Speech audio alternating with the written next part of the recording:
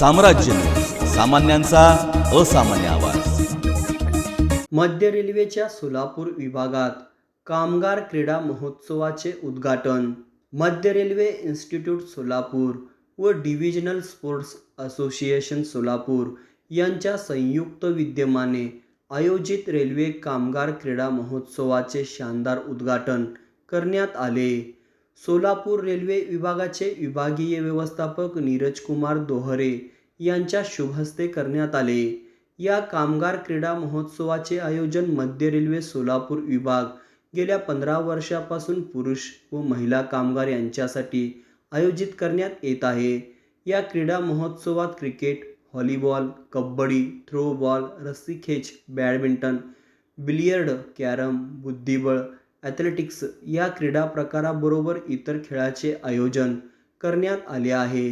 स्पर्धेतील सांघिक क्रीडा प्रकारात प्रथम 3 क्रमांकाच्या विजेत्यांना आकर्षक ट्रॉफी, रोख रक्कम तसेच वैयक्तिक क्रीडा प्रकारातील विजेत्यांना मेडल व रोख रक्कम प्रदान करण्यात येणार आहे।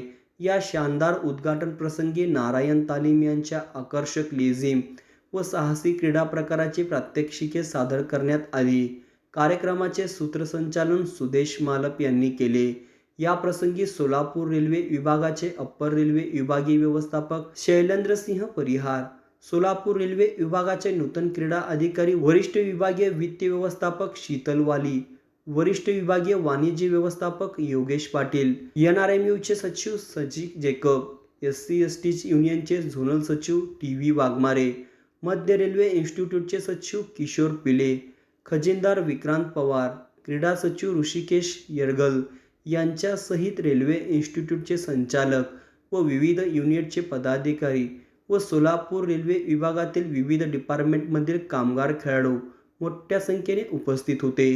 कार्यक्रमातील विविध मान्यवरांचा सत्कार मध्य रेल्वे इन्स्टिट्यूटचे संचालक सुभाष पांढरे, मनोज वाल्मिकी, नेताजी घोडके, विकी माने, नागेश नवले, के मोहनदास, दत्तात्रय वाघमोळे यांच्या हस्ते करण्यात आले।